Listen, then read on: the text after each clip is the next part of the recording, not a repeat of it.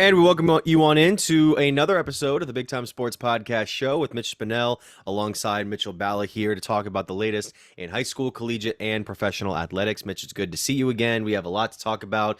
We have a special guest here that we were able to get a hold of this past week, and it's going to be an exciting week 3 of the high school football season, and there's going to be a lot of great contests now that some teams are coming back home, some teams going on the road in order to try to continue their winning ways or get back on the right track.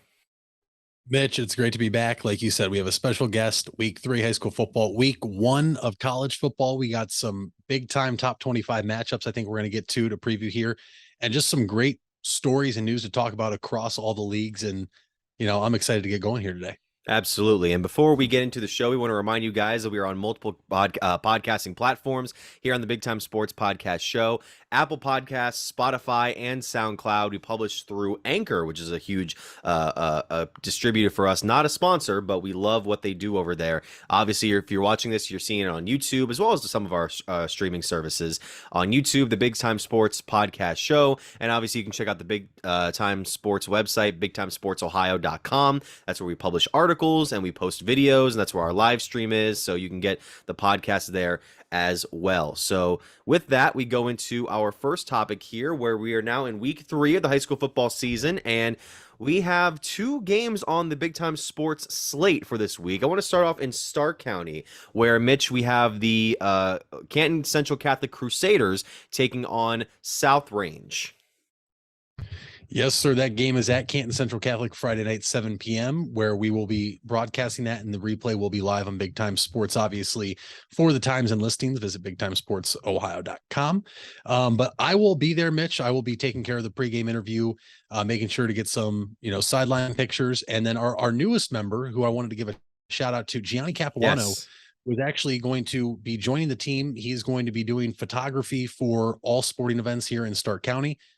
Tusk County has been kicking Stark's butt in terms of putting up great photos. And there's numerous people to thank for that down in Tusk County. But now Gianni is going to step into the role. He will also be there. So be on the lookout on social media for some awesome, pregame pictures. But Mitch, Canton Central Catholic 1-1. This is a big game, right? South Range, not local, but this is a school that Central's very familiar with, and not just football, but baseball and basketball too. These are 2 teams that you usually see tournament time end up playing each other. So there's no love lost between these schools. These 2 schools know what to expect, and I'm looking for a great game. I think anybody should be looking for a great game this week. That's definitely a reason Big Time Sports will be there. But ultimately, can Central improve, get a big win? Can Talkington, the quarterback, really stay hot with how he's been playing so far this year? And can Central move above or get this win at home against South Range, a very good South Range team? And you'll have to tune in for Monday's episode to find out if they did. Absolutely. And once again, welcome to Gianni. It's great to have you on the Big Time Sports team. You mentioned South Range. Actually, they were the ones that ended up ending Garraway's season last year in the state playoffs. So going back over to Tuscarawas County, Big Time Sports will also be in Dover on Friday night for a big one. It's the first matchup in 15 years between the Crimson Tornadoes and the Braves of Indian Valley High School. So be sure to look out for that one on wherever you might watch the game, or maybe if you're at the game, be sure to look out for us in the Big Time Sports gear. Obviously, this is going to be a pretty significant matchup between 2 schools that have been very competitive. Dover, for the last few seasons, has been one of the top teams of its area in the state, and then Indian Valley has been an IVC South contender for a number of years under head coach Matt Lancaster. So I'm really looking forward to what they do here. Dover is 12-0, by the way, against Indian Valley in the 2 schools' history, but we mentioned this is the first time since the 2 schools were formerly members of the now defunct East Central Ohio League that they will be facing off, And I think I had to make sure I get the number right here. It was Dover obviously is undefeated against Indian Valley, and they've scored like over 500 points. I don't have the number up here, but they've scored 500 points to Indian Valley's 80. Now, granted, since they haven't played in 15 years, that number could easily be swayed when the Braves go onto the field this week, because they have a number of players that are very, very good on the defensive front. I was writing up a thing That'll be up on the Big Time Sports website here soon. You look at some of the guys that they have on defense. I mean, Colton Thomas and Brogan Bircher right now are doing very good things. Obviously, unfortunately for Indian Valley, they lost last week against Roosevelt High School from Washington, D.C. So that was a very close game that we'll get to later on in the show. And then Dover obviously blew out Akron East last week. I mean, right now, things are looking really good. Mitchell Martin is really breaking out as a senior tailback. I mean, he's been able to produce a lot of offensive front for the Tornadoes. Ben Ham has been very good as a quarterback. They've had a lot of good receiving talent up front, and we shall see what's going to come of the 2 games on Big Time Sports. So we also have a number of other games to get to in the area. Mitch, are there any specific matchups in the Stark area that you think people should keep their eye out on? Well, Mitch, listen, it's early on, and realistically, this is probably the last week for a lot of area schools before they jump into league and conference play, especially in Federal League. And if there's one school I'm keeping my eye on, it's Canton McKinley. Canton McKinley back at home for the first time now this season in the 2022 campaign. They welcome in Dublin Kaufman, a school from Columbus. Generally, those schools from Columbus, especially, as many brother sister schools as there are with Dublin and Olentangy's and all that, generally, they are one of the better teams in the state. Can McKinley get back on track? This is McKinley Bulldogs team that is now 0-2, losing week 1 at Menor, and last week practically getting blown out 38-14 to Fitch at Fitch, in which Coach Antonio Hall took all the blame after the game, said, that's on me. He said he didn't have his guys prepared. He wasn't prepared for what they saw from Fitch. Can McKinley get a win, get back on track before they open up Federal League play next week at Tom Benson Hall of Fame Stadium, where they'll welcome in the Perry Panthers? We shall see. And in the IVC this week, there actually are a few less games on the Friday for the kind of area schools. We have matchups like Ridgewood up against Marlington, Caldwell going up against Strasburg. Central Catholic will go on the road to Wheeling Central, while Tusky Valley will host Tuslaw.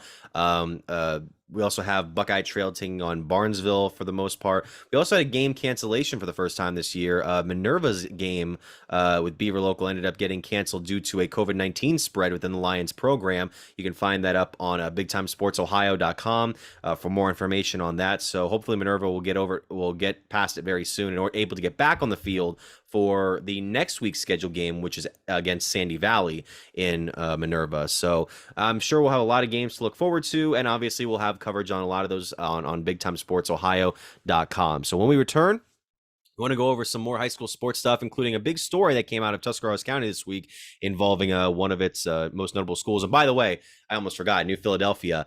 New Philadelphia will be on the road against Worcester this week. I had to slip that one in there before we go to break, which starts right now.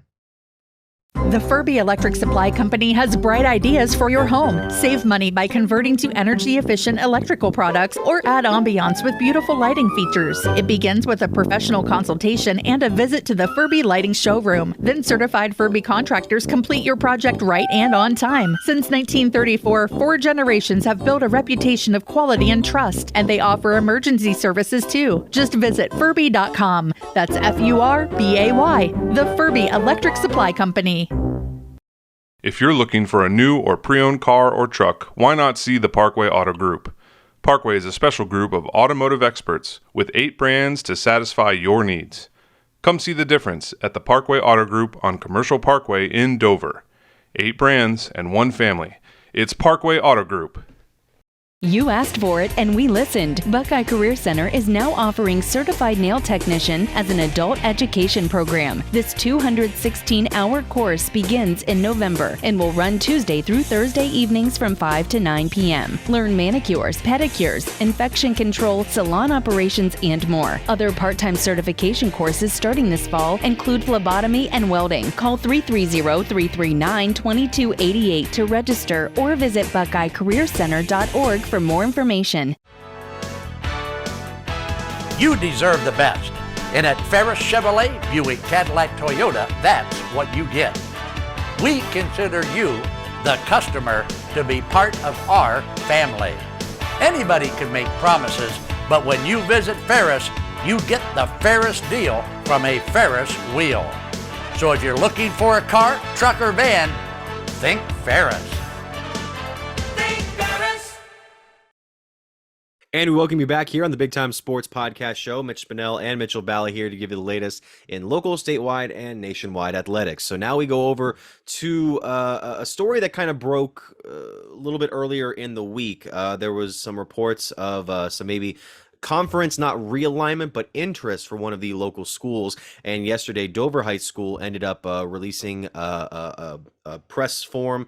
This was via the athletic director, Tim McCrate, as well as Principal Brooke Grafe, which you can also see on my page, Mitch Spinell. Mitchell Balla is also on Twitter as well. We forgot to mention that earlier on in the show. So it was an interesting sort of story that developed over the earlier part of the week, because Dover right now is operating as an independent school mainly, as after the ECOL, as we mentioned, was disbanded the previous school year. And Dover right now, even though I said they're independent, they are currently a member of the Ohio Valley Athletic Conference, which operates between Ohio and West Virginia. They are a member of the 5A class, and they applied to that one officially, and as well as the Ohio Cardinal Conference, which the Tornadoes' rival New Philadelphia just joined this past year. So when you look at Dover right now, mainly a Division I school, especially for sports like football, which, by the way, the biggest thing in this whole story is that varsity football would seemingly be excluded from these sort of conference talks that Dover would have, where if they were to have interest in not only just these two leagues, but potentially other ones around the area, where would you see that what would you see that leading into Dover, and then kind of not only just for Dover, but also for other schools potentially in the area?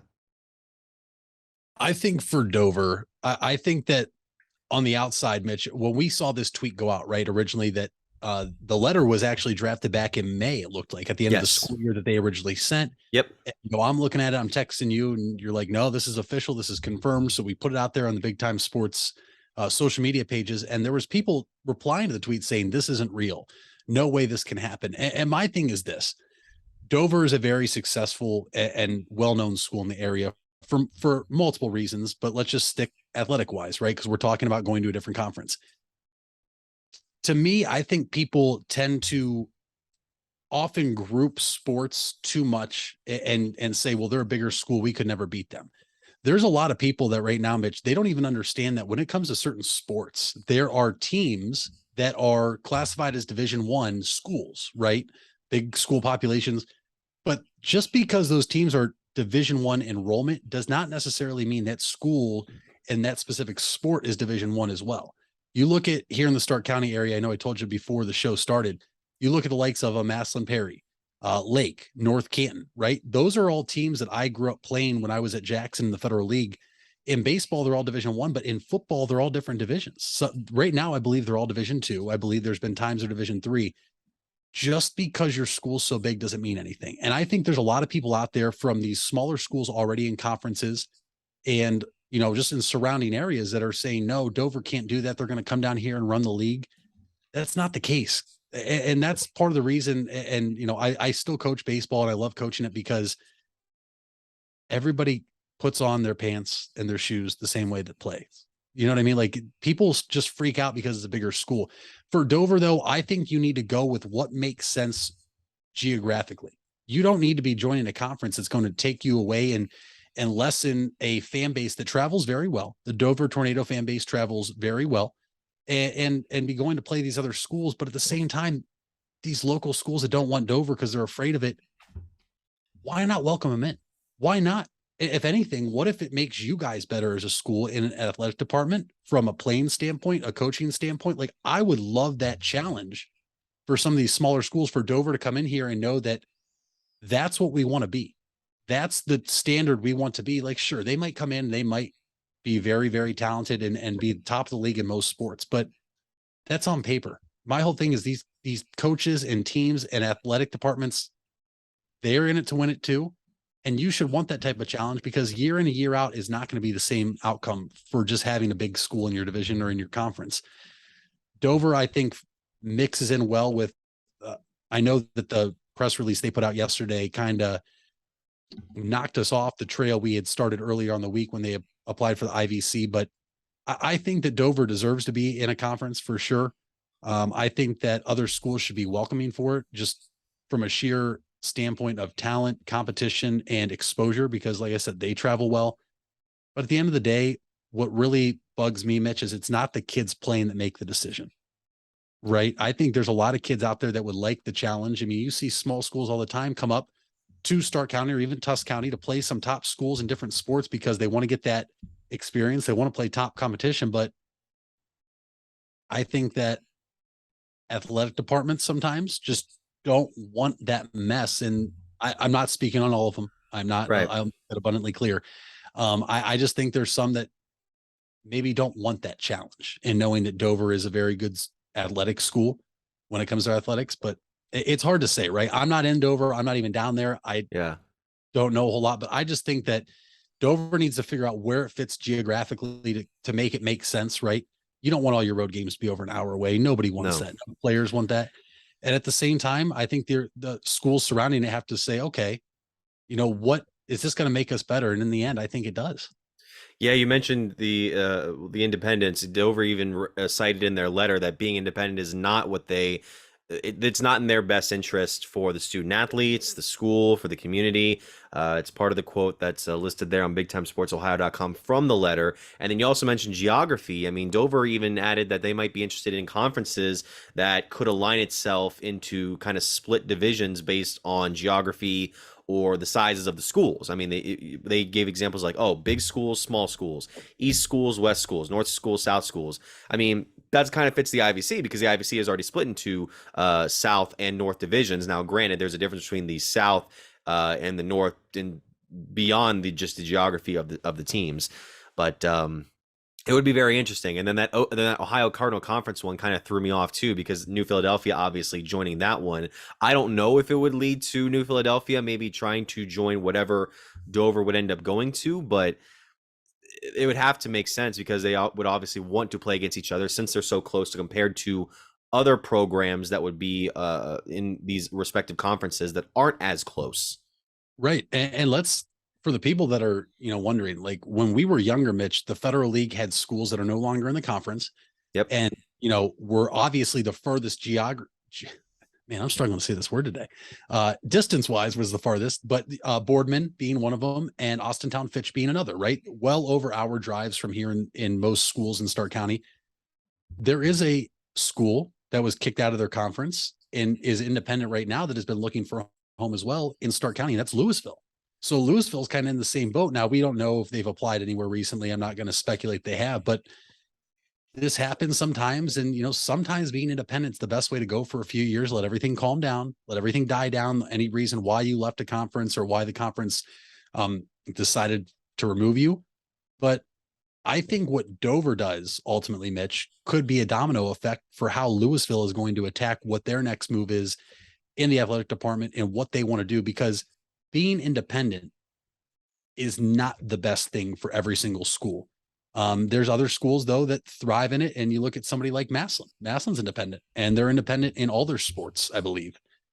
So that school does well with it, but there's other schools that, you know, I think it's in the best interest to get in a conference, and hopefully Dover figures that out here sooner rather than later. And I know that any info we get, we'll be talking about it on this podcast, and it'll be all over Big Time Sports social media.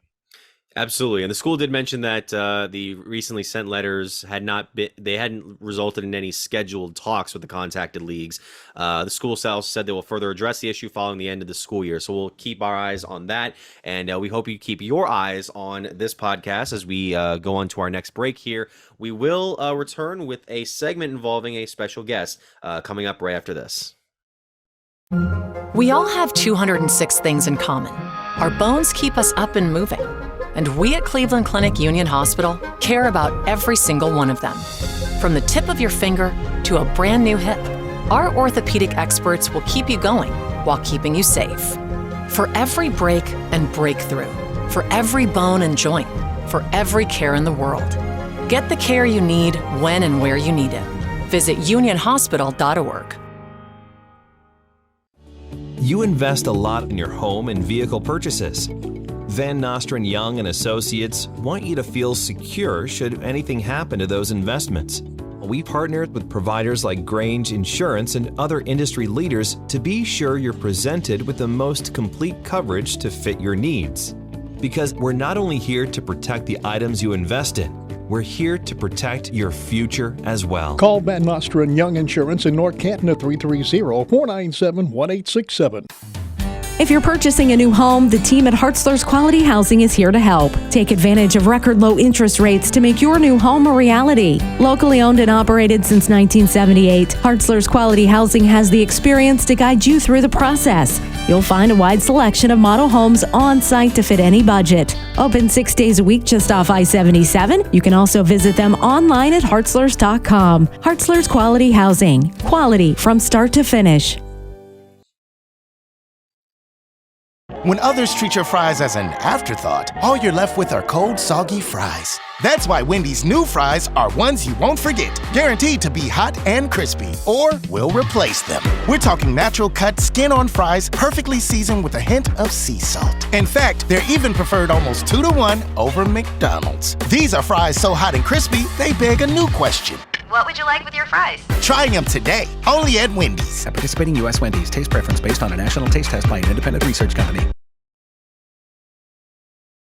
And we're back here on the Big Time Sports Podcast Show. Mitch Spinell and Mitchell Balla here, and it's time to go over now to a special segment. We had a special guest on earlier this week on the Big Time Sports Podcast Show. I was able to sit down with Indian Valley head football coach Matt Lancaster ahead of this week's game between the Braves and the Dover Crimson Tornadoes, of which we'll have coverage here on the Big Time Sports Network. And I am here with the head coach for Indian Valley High School, Mr. Matt Lancaster. Coach, thank you so much for taking the time to join me ahead of this week's game. I mean, you guys are at 1-1 on the season right now, coming off of the game up against Roosevelt High School over in Janaden. Kind of take me through where you think the Braves are right now as a team, even though we're still very early on in this high school season. You know, I'm pleased with how this team's developing so far, and I think this is the toughest schedule-wise we've had to start a season probably since I've been here. 2019 would have been a close comparison, but you know, starting off with a very good Beaver local team, who we expect to be very good team this year, and you know, gave us everything we could handle. And then Roosevelt, essentially a Division I school in Washington D.C., you know, with talent that we're not used to seeing. And they were good. They were good. So it'll make us a lot better. You know, they had a number of kids that have D1 offers. We've never had a Division I kid.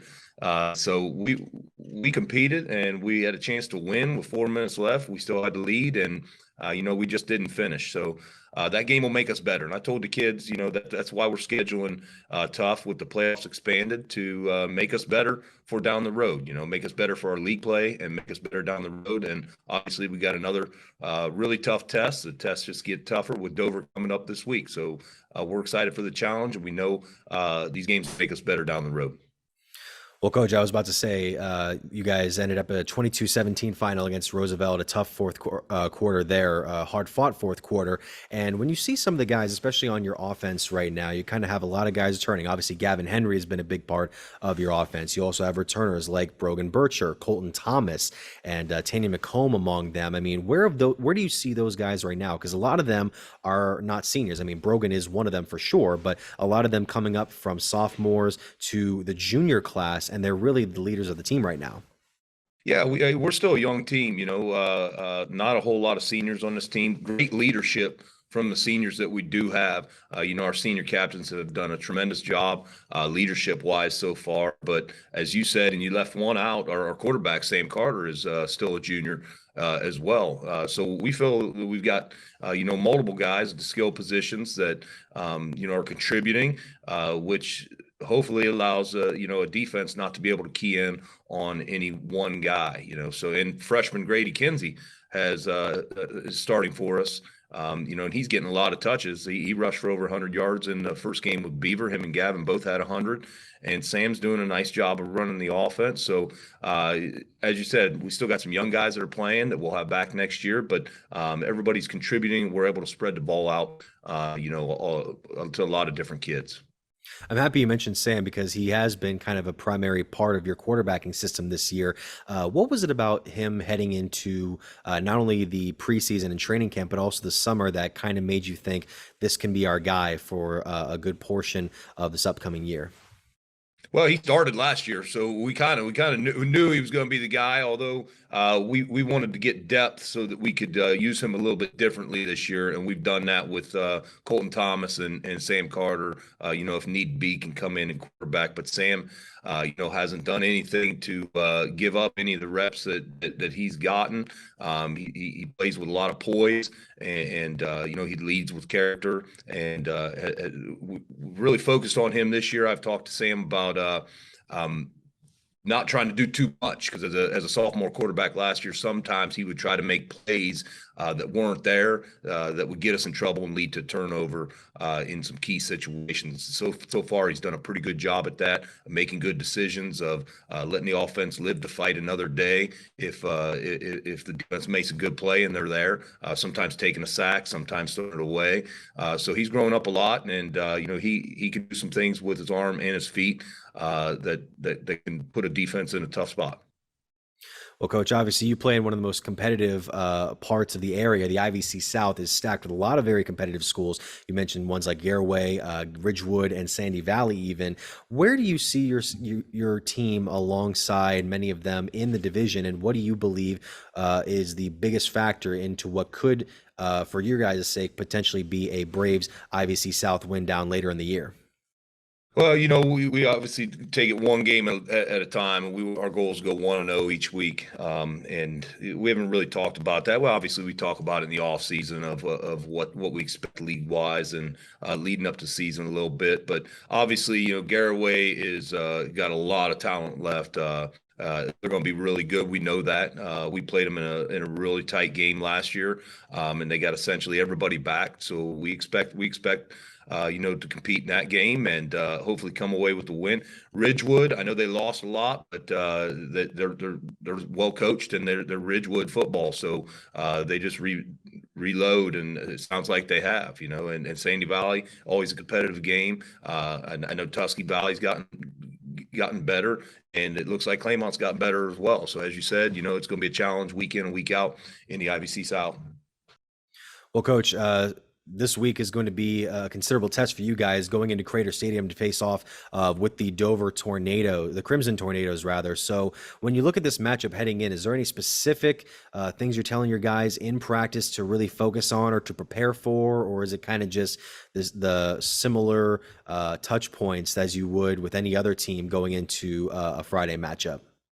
It's similar to other teams. Obviously, we know the test that's before us. We scheduled this game, to test our program and see where we're at. We know what we get. A little bit more so than other teams with Dover is we've stressed to the kids that this team is not going to hurt themselves. They don't make mistakes, the penalty wise and turnovers and things like that. They are so fundamentally sound. They're so well coached. Coach Hiff's been there obviously for a long time and just does a tremendous job, his whole coaching staff. So they're not hurt themselves. So we've got to execute on our end. They're a little bit different Dover team this year, a little more run heavy, and they've got an offensive line that is, really, really good. And their backs run hard. The quarterback does a good job of running the offense, and their defense is stout and solid across the board. So we're going to have to execute well, and play really well in order to be able to come out ahead. You mentioned that defense so far this year. Dover, a combined 13 points allowed in the first two games. So when you look at your offensive players, is the attack, is there a specific way you guys would plan to attack the Tornado defense, or is it just trying to find a balance of the pass and the run? Well, I think he's trying to find a balance, and we've done a little bit better job of that. Typically in the past, Indy Valley's been known for run game 95% of the time we're running the ball. We've tried to open it up a little bit, more this year to take some of that pressure off of our offensive line with a smaller, more athletic offensive line this year. So we're going to have to keep a good balance. We're not going to be able to just line up and run it down their throats. They're going to be bigger than us across the board. Their linebackers are really good. They're just a solid defense across the board. So we got to see what they're giving us and try to take what they're giving us and hopefully, leave it up to our kids to make some plays, put them in good positions, and hopefully they make some plays. Well, Coach Matt Lancaster, thank you so much for taking the time to join me on the Big Time Sports Podcast show. Obviously, BTS will be there on Friday night to see your Braves take on the Crimson Tornadoes. Can't wait to see that game and wish you the best of luck. Sounds good, Mitch. Thanks a lot for having me on. And that was a great conversation there with Coach Lancaster. Best of luck to him once again for this game coming up against the Tornadoes. So when we return, we'll be going into more sports talk, kind of going away from the high school level, going into other levels right after this. Fall is in the air and part-time career enhancement courses at Buckeye Career Center are on the horizon. Registration is now open for Introduction to Beekeeping, Basic Small Engine Repair, and Sign Language. These part-time offerings run on Tuesday evenings and begin in November. Let Buckeye Career Center help you learn a new skill or advance your current skill set. Call 330-339-2288 for more information or to reserve your seat in one of these or our other part-time classes.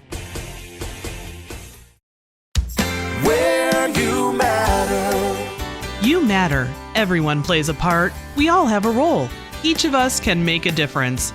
You do matter, and the best way to have a positive impact is to pay it forward. With each of us helping one another to cope, feel better, and know that we belong. Pass on the positivity today. Tell someone else they matter too. Alt Care. Alt Care, Alt Care.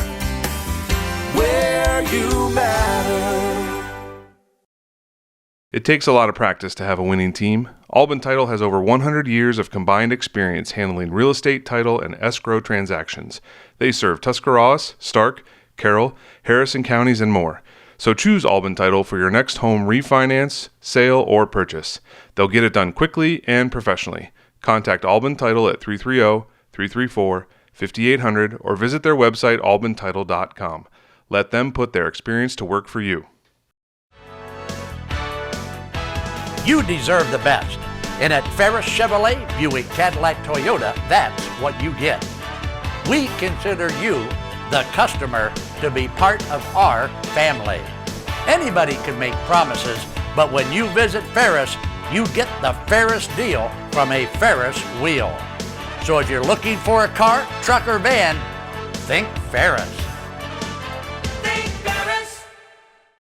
And we welcome you back here on the Big Time Sports Podcast Show. Mitch Spinell and Mitchell Balla here, back to talk about sports.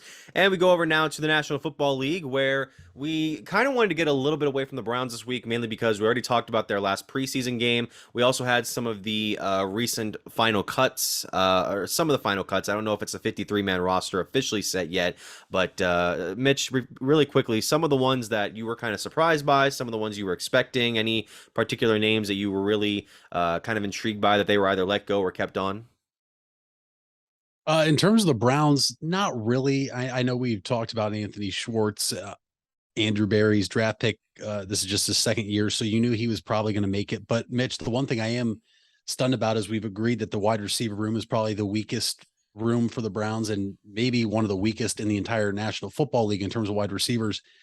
They cut everybody except for everyone we've drafted, leaving us with 5 in the room, but only 4 healthy because of the rookie out of Oklahoma is injured still.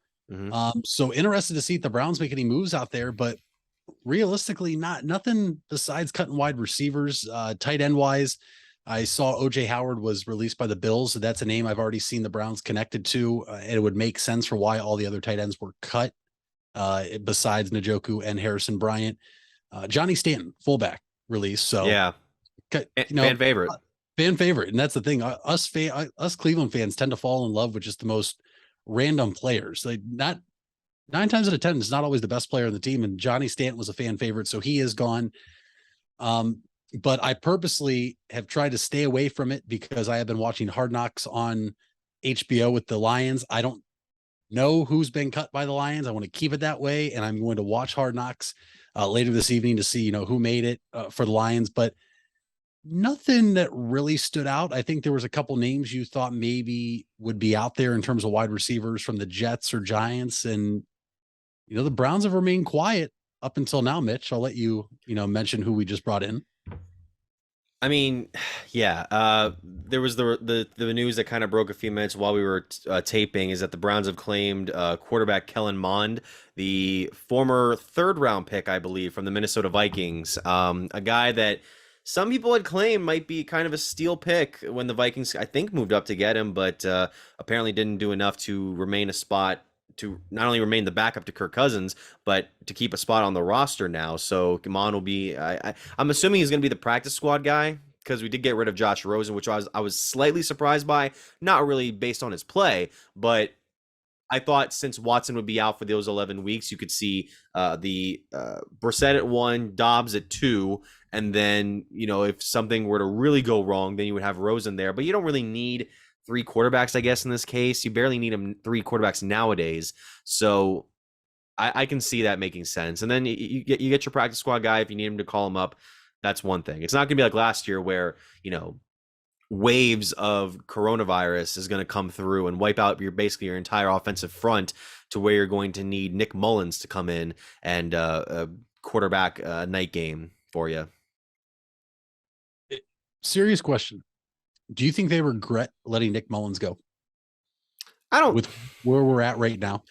I don't necessarily think so. I mean, he was a guy that was able to come in and not embarrass himself, but I don't think this is a case of. I was surprised when they let Case Keenum get away, but Nick Mullins, I'm like, it's kind of it's hindsight now. I think they'll be okay with Brissett and then Dobbs, and once you get Watson back in the mix, Dobbs and Brissett will reserve to where they typically would be in these cases. So I don't think they're gonna have a problem there. Well, and since we're talking about backup quarterbacks, we might as well talk about the big news of the best or the most expensive backup quarterback now in the National Football League. It was a quarterback I was pounding the drum for the Browns to go get because I'm on record. I don't think Brissett's going to be able to keep you afloat for where you need to be if you want to be in playoff contention when Watson comes back. And that was to go get Jimmy Garoppolo, Mitch, who has restructured his deal in San Francisco. Full no trade clause, I believe a tag clause, and now $6.5 million. He's the highest paid backup quarterback in the NFL. Not surprised by this move by the Niners, because I think there was a lot of teams out there that had interest that were kind of holding out hope that they would just cut him and a team could go after him, specifically someone like Seattle, right? You weren't going to see the Niners trade in division and gift them a quarterback when they have Geno Smith and Drew Lock playing quarterback, but is this more about them doing what's right for Jimmy G, or are the Niners having second thoughts about who their quarterback is starting the season? I don't think they have second thoughts. I think they're trying to be as very careful as they can so that if Lance doesn't start out as well as they had hoped as a 3rd overall pick, which I think a lot of people were still surprised that he went that high, I could see them maybe kind of falling back on Jimmy if absolutely needed be. And it also includes that his contract includes potentially a $9 million in bonuses that could raise the contract up to $16 million, which would be by far the highest paid backup in the NFL. When we heard that, Trey's the guy from the Niners brass, John Lynch and all of them, I think that it made people think, oh, he's out of here. And even Jimmy, I think, thought that. You heard some of his answers in the press conferences. It's like, oh, I'm out of here soon. But I'm fine with San Francisco making a move like this just for potential insurance. Now, it maybe put some pressure on Lance because it's not a full endorsement now from San Francisco as it typically would be from other organizations. Like, you'd see them get rid of the player and you look at the one they still have and it's like, you're the guy. And with San Francisco, it's like, you're still our guy, but he's still here. So, you still have to deal with him for a little bit. And I don't think I can't say for sure there's going to be any animosity now. Quarterback drama never really gets out to the public in terms of the team itself.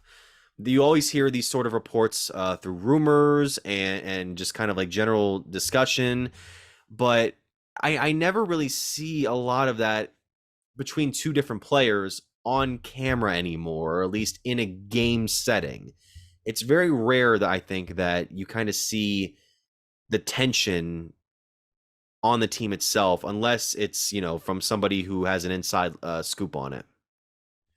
No, you're right. And I think obviously for the Niners to do a move like this, they obviously had to talk to Trey Lance. They obviously had to talk to Jimmy Garoppolo, but excuse me. I felt like it was an interesting dynamic last year, right? Because like you mentioned in press conferences, Jimmy Garoppolo was saying, I know my time here is coming to an end, and they're literally 1 interception away from playing for a Super Bowl. Yep. I mean, people forget that. Like, the Niners had a chance to beat the Rams in Los Angeles in the NFC Championship game, and defensive back dropped a ball that was an interception, and that was realistically it.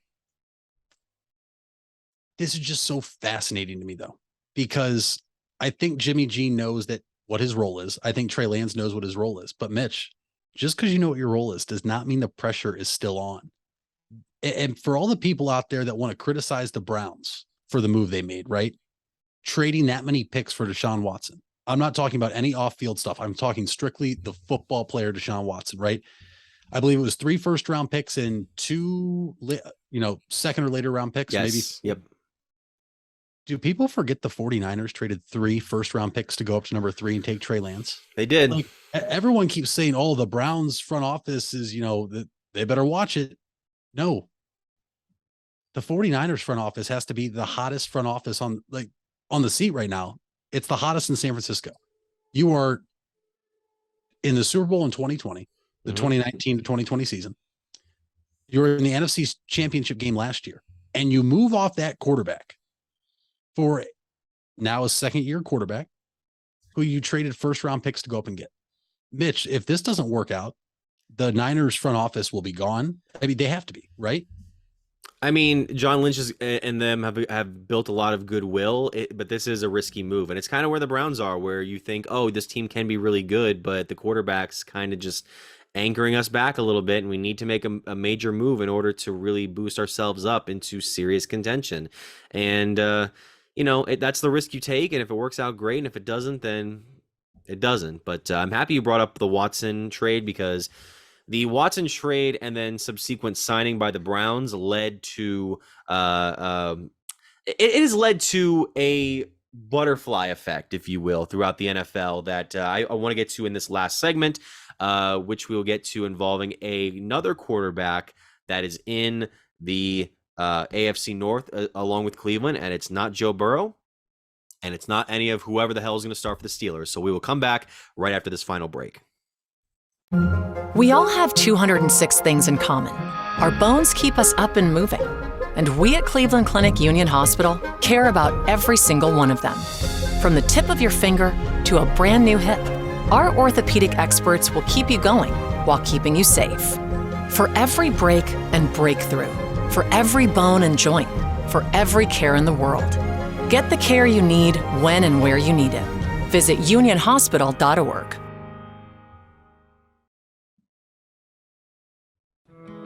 Hard work is something you're accustomed to. Van Nostrand Young understands that principle. Our access is achieved with organizations like Grange Insurance. Safety and prevention specialists utilize our VanCan assessments process to ensure that you and your colleagues are in the best hands. You want the safest environment for your business, and we can guide you there. Call Van Nostrand Young Insurance in North Canton at 330-497-1867. Buying a home has never been so affordable with record low interest rates. Hartzler's Quality Housing is ready to put over 40 years of experience to work for you. Family owned and operated since 1978, Hartzler's has a wide selection of model homes on site with a knowledgeable team to help make your new home a reality. Open 6 days a week. Visit them off I-77 in Dover or online at hartzlers.com. Hartzler's Quality Housing. Quality from start to finish. When others treat your fries as an afterthought, all you're left with are cold, soggy fries. That's why Wendy's new fries are ones you won't forget, guaranteed to be hot and crispy, or we'll replace them. We're talking natural cut, skin-on fries, perfectly seasoned with a hint of sea salt. In fact, they're even preferred almost 2-to-1 over McDonald's. These are fries so hot and crispy, they beg a new question. What would you like with your fries? Try them today, only at Wendy's. At participating U.S. Wendy's, taste preference based on a national taste test by an independent research company. And we're back here for the final segment of the Big Time Sports Podcast Show. Mitch Spinell, Mitchell Balla here. So we wanted to continue the NFL talk because we mentioned Deshaun Watson and the trade and subsequent signing that happened with the Browns this past offseason. And I said it led to a sort of butterfly effect that involved a number of quarterbacks in the league, including Baltimore Ravens starter Lamar Jackson. So Lamar's going through a bit of a tough time right now in terms of his contract discussions with the team. There has not been an official long-term signing yet based on a number of reported details. And there was this whole thing on Twitter yesterday that I didn't really see a ton of, but I did know that the quarterback came out and said, because somebody I think claimed that the Ravens offered him a fully guaranteed $250 million deal, and Lamar went on Twitter and said no, they didn't. So I want to get into more of that, Mitch. Kind of like, where does Baltimore leave itself, and where does Lamar leave himself in this sort of case right now? So this is a very interesting dynamic, right? Because the Browns are slammed for giving this, when he last played, a top 5 quarterback in the league, the largest deal in NFL history, most guaranteed money in NFL history. And you can love it or hate it. And there's a lot of teams in the NFL that hate it. They don't hate it because the Browns got good, Mitch. They hate it because the Browns reset the market and now teams are going to pay for it.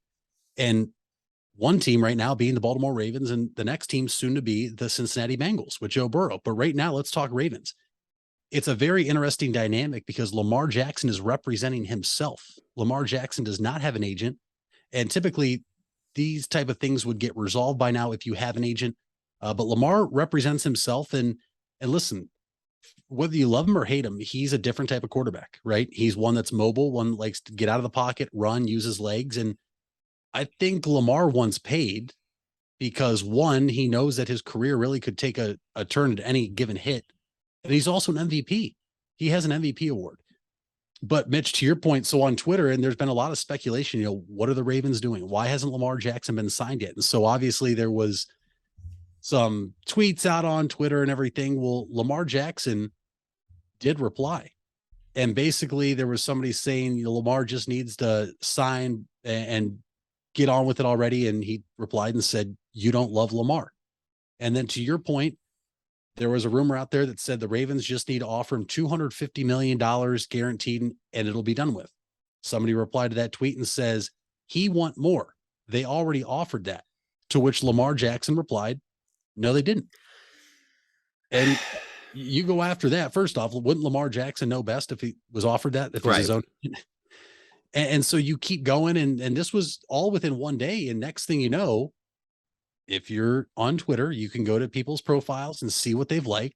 Well, wouldn't you know it, under Lamar Jackson's likes, there was a photo of a tweet of him photoshopped into a Miami Dolphins uniform, and he liked the tweet. And for those saying, well, that doesn't mean a whole lot, keep in mind, Lamar Jackson is from the state of Florida. He is from, I believe, not Miami, but Southern Florida. So maybe that is something that intrigues him.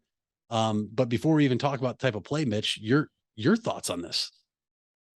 I was about to say I am looking through the tweets, the tweet likes right now, rather, and there are some Miami things that I see. Well, at least one Miami thing right now. I have to go see the rest of them, but it kind of just shows. I mean, the $250 million deal would give Lamar the highest paid guaranteed contract in history, more than Watson, more than even Kyler Murray had his whole deal with Arizona this past offseason. And Kyler Murray has done, I think, objectively less in his NFL career. Not saying he's had a bad career right now, but he's done objectively less than Lamar Jackson, who's already won the MVP, who has taken Baltimore to the playoffs multiple times, who's won a playoff game, even though there have been some playoff performances that make us think, is Lamar really the guy? But that being said, that's a tough look for Baltimore to not. And it's not like they have. It's like, oh, Lamar deserves a $250 million. What are you doing, Baltimore? But yeah, that's a bit of a stretch. And again, we have 11 days into the regular season. Lamar doesn't look like he's going to hold out. It's not. He doesn't have any plans to, from what it seems. So it's not like Baltimore is like panicking to make sure he gets on the field, or else they have to start. Who is it? Tyler Huntley still on the roster? I don't even know.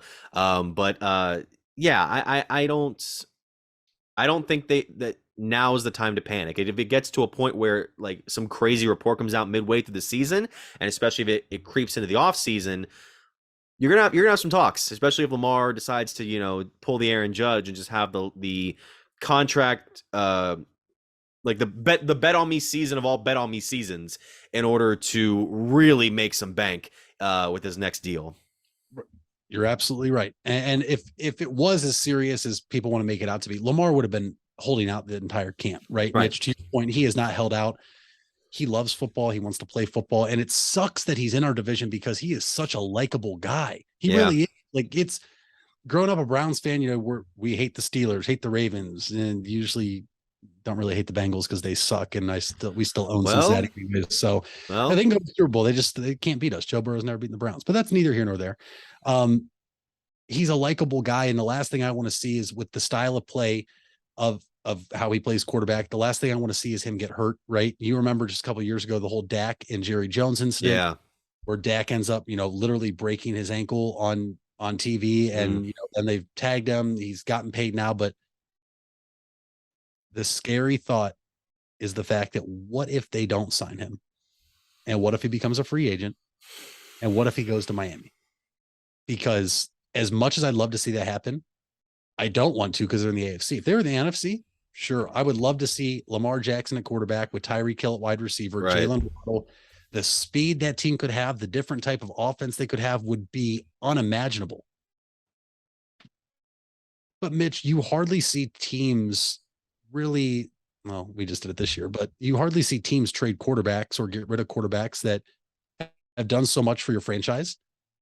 What are the odds you think Lamar Jackson is not a Baltimore Raven after this season? I'd say it's right now 30, 70 he will be, 30 he won't, in terms of like a 100% scale. I think he'll still probably get that deal done with Baltimore. I don't think they're really, again, panicking very much. At the same time, you have to keep your options open, and I think Lamar's going to keep his options open as well if he's going to be representing himself. So I'd be very curious as to what Baltimore would be willing to put on the table in time, especially if Lamar goes out and has a few games where they think, okay, we've seen enough. We really need to give him whatever he wants. But then again, who knows? He can even get hurt, or he can even come out and start to struggle the first few games of the year, and then maybe they're thinking, maybe this isn't it. So I'm very curious as to where that happens. So before we end the show, do you have some before we go to the next one? Oh, no, go ahead. I was going to say, before we end the show, we wanted to talk a little more about college football because it is officially the opening week. I know we had the game between Nebraska and Northwestern that we talked about, as well as a couple other games, but we do have a number of them to get to this week. Obviously, the big ones kick off on Thursday. Some ranked schools taking on some teams, and then of course Saturday, the big one: Ohio State, number 2, taking on number 5 Notre Dame at the Horseshoe. Ohio State's currently 17-point favorites. Again, I know you think it should be more. I think it should be less. I don't like those odds. I don't like when we take a top 5 team on and. Even at the shoe, I get nervous. So that's just me being a paranoid Buckeyes fan. So as for the rest of the games this week, I think the big ones are, there's only 2 ranked matchups in week 1. 3. We have 3 rather. Okay, so which one are you looking at? Because I'm looking at Oregon versus Georgia, which is number 11 versus number 3. That'll be in the mid-afternoon on Saturday. And then we also have 23 Cincinnati taking on 19 Arkansas. And then, I think that's the only 2 that we have. Well, and then Ohio. Okay. Two other ranked matchups. I get that. God, we communicate so well. We also have what we got here. A lot of easy pick'ems. Alabama taking on Utah State, Kentucky taking on Miami of Ohio, Baylor against Albany, Utah, Florida, USC, Rice. I don't know. These again, week 1 usually is not the week for the big close point spreads. Although Ohio State is never typically the one to play in the big top ranked matchup, so it's very cool to see them have it this year. And we'll see CJ Stroud and company try to take on this Notre Dame squad that. Who knows where they'll end up at the end of the year. I'm very much looking forward to, hopefully, a very successful Buckeye season that ends with a championship. There is one game that is not ranked that I think has the potential to be an upset in week 1. Okay. Or a very, very close contest. And that's number 7, Utah at Florida. Utah getting on the road as a favorite in the Swamp. Not saying it will be an upset, but I think that Florida being a 3-point dog at home, I think they have, you can't ask for more. A night game in the Swamp, welcoming in a team that, I don't have it in front of me. I haven't looked, but to my knowledge, I don't know if Utah and Florida have ever played a regular season game off the top of my head. And if it has, it definitely has not been in the past 20 years, I would have to think. But that's one game, Mitch. You talked about Cincinnati, Arkansas. I think that'll be a great game. I'm excited for that. Oregon and Georgia, really excited for that. But if you're just looking for a ranked matchup. I think Utah at Florida could be a very, very good game, and you might see an upset. One game Utah has played against Florida in their history, November 19th, 1977, Florida beat Utah 38-29. I got so caught up on that. I needed to confirm that. So, but once again, thank you guys for listening to the Big Time Sports Podcast Show, as well as watching. If you're watching on Spotify, Apple Podcasts, or, not SoundCloud, obviously, that's just audio only, but on YouTube as well. YouTube.com/the Big Time Sports Podcast Show. And obviously follow us on Twitter, Mitch Spinell, at Mitchell Balla, and we also have at BTS Ohio on Twitter. We have it also Big Time Sports Ohio on Instagram, Big Time Sports on Facebook, and BigTimeSportsOhio.com. And check us out. Friday, we'll be in Dover. We'll be in Canton Central. I'll be in Dover. Mitch will be in Canton Central for both football games that are happening this week, which you can check out on your local cable networks, wherever we are listed, as well as BigTimeSportsOhio.com once again. So, Mitch, what's the fact? We need to come up with a name for this. I'm gonna workshop some names, but for now, what's the fact of the day? Fact of the show. Okay, so we all remember when we were younger, right? Playing out in the backyard, maybe in the sandbox, whatever. You always heard the phrase "digging a hole of China," right? Mm-hmm. Well, let me tell you, according to facts.net, Mitch, your fun fact of the day: digging a hole to China is possible if you start in Argentina. Really? Even with the core of the earth, you can still find a way down there? Per facts.net, it says it is possible. Listen, I don't do the deep research. I just try to provide the audience with a fun fact. So anybody that's tried to dig a hole of China from here, according to this fact, not possible. But if you'd like to, try in Argentina. It's fascinating. Well, you have the brains of this operation at the end. I have the athleticism, as you can see. Yeah, there we go. Right off the corner. So thank you guys for listening and watching to the show, and we'll see you guys next time here on the Big Time Sports Podcast Show.